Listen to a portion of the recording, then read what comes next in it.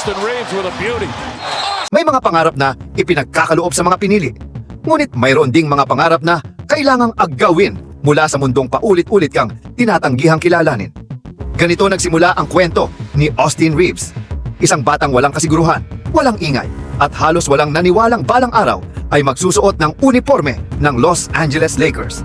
Sa NBA, ang bawat draft ay tila isang pintuang naghihiwalay sa mga inaasahang magiging bituin at sa mga pangarap na unti-unting nalilimot. Ngunit paminsan-minsan, may isang pangalang hindi kailanman tinawag sa gabing iyon.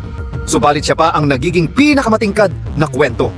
Isa si Austin Reeves sa mga pambihirang pagbubukod na iyon. Noong May 29, 1998, isinilang si Austin Tyler Reeves sa maliit na bayan ng Newark, Arkansas. Hindi siya lumaki sa ilalim ng matatayog na gusali o naglalakihang arena. Ang kanyang mundo ay binubuo ng mga simpleng lansangan, tahimik na komunidad, at isang pamilyang ang dugo ay tila likas ng dumadaloy kasabay ng laro ng basketball. Ang kanyang ama na si Brian Reeves ay dating mahusay na manlalaro sa kolehiyo. Ang kanyang ina namang si Nicole Wilkett Reeves ay isa ring dating basketball player na kinilala sa sariling panahon. Sa kanilang tahanan, hindi lamang libangan ng basketball, isa itong wikang araw-araw nilang sinasalita.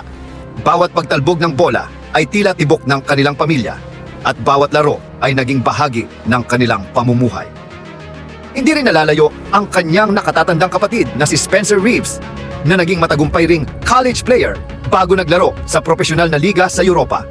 Habang pinagmamasdan ni Austin ang kanyang kapatid, unti-unti niyang natuklasan ang pangarap na minsang tila napakalayo para sa isang batang lumaki sa isang maliit na bayan. Habang ang maraming batang atleta ay naglalaro sa malalaking torneo at nakatatanggap ng atensyon mula sa mga scout, si Austin ay tahimik na hinahasa ang sarili sa bawat ensayo.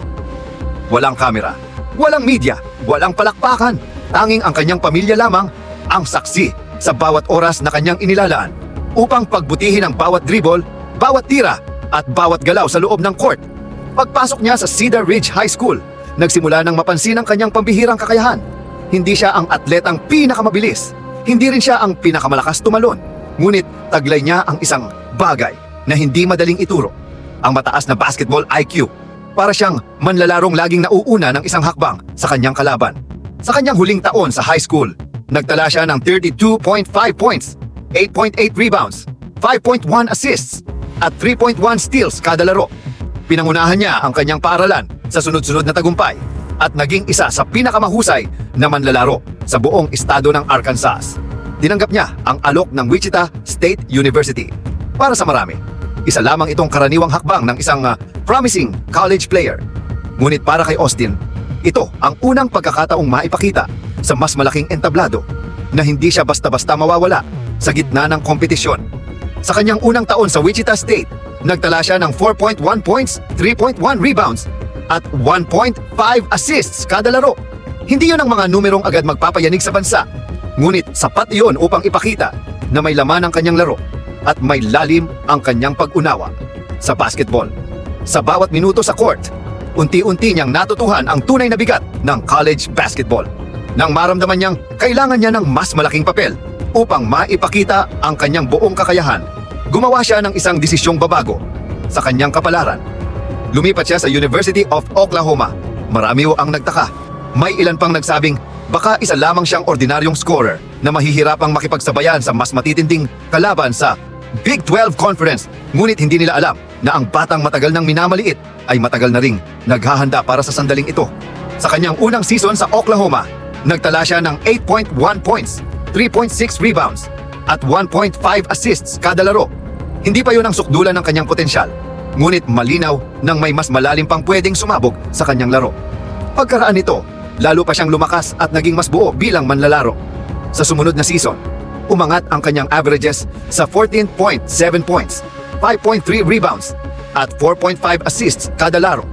At sa kanyang huling taon sa kolehiyo, lalo pa siyang naging sentro ng opensa ng Sooners sa pamamagitan ng 18.3 points, 5.5 rebounds, at 4.6 assists kada laro. Ngunit ang pinakamabigat na pagsubok sa kanyang buhay ay hindi pa nagsisimula. May mga gabing isang tawag lang ang naghihiwalay sa pangarap at kabiguan. Para kay Austin Reeves, iyon ang gabing hindi siya napili sa NBA draft. Sa halip na sumuko, tinanggap niya ang hamon at pinili ang Los Angeles Lakers. Sa Summer League, ipinakita niya agad na hindi siya basta rookie lang. Kaya niyang umiskor, gumawa ng play, at maglaro ng may kumpiyansa. Dahil sa ipinakita niyang husay, nabigyan siya ng standard NBA contract. Sa kanyang rookie season, nagsimula siya bilang reserve player. Pero sa bawat pagkakataong ibinibigay sa kanya, hindi niya ito sinasayang. Unti-unti siyang naging paborito ng Lakers fans. Tinawag pa siyang Hillbilly Kobe dahil sa tapang at kumpiyansa niya sa loob ng court. Kasabay nito, dumating din ang mga kritisismo. May mga nagsabing hindi siya pang matagalang starter at baka mawala rin ang kanyang ningning. Habang tumatagal ang season, mas lalo siyang pinagkatiwalaan ng coaching staff hanggang sa tuluyan siyang mapasama sa starting lineup ng Lakers. Mula sa isang undrafted player, naging starter siya ng isa sa pinakasikat na koponan sa NBA. At doon nagsimula ang mas malaking hamon ng kanyang karera.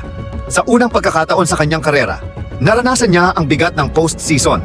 Bawat possession ay mahalaga. Bawat pagkakamali ay may kapalit. At bawat laro ay maaaring maging simula o katapusan ng isang pangarap. Marami ang nag-akala na sina LeBron James at Anthony Davis lamang ang bubuhat sa Lakers. Ngunit habang lumalalim ang playoffs, isang bagong pangalan ang unti-unting umaling-aungaw. Si Austin Reeves. Hindi siya natakot sa malalaking sandali. Sa halip, lalo pa siyang lumalakas kapag tumitindi ang pressure. Nakagawa siya ng mahahalagang tres, matatalinong pasa at clutch plays na paulit-ulit na nagligtas sa Lakers sa mahihirap na sitwasyon. Sa serye laban sa Memphis Grizzlies, naging isa siya sa pinakamahalagang dahilan kung bakit nakausad ang koponan. Sa bawat laro, mas lalo niyang pinatutunayan na hindi aksidente ang kanyang pag-angat. Ang dating undrafted player ay isa na ngayong pangunahing sandata ng Lakers. Nang sumunod na off-season, dumating ang gantimpalang matagal niyang pinaghirapan. Nilagdaan siya ng Los Angeles Lakers sa isang 4 na taong kontratang nagkakahalaga ng humigit kumulang $54 na milyong. Para sa marami, napakalaking halaga iyon para sa isang hindi napili sa NBA draft. Ngunit para sa Lakers, patunay iyon ng tunay nilang tiwala kay Austin Reeves.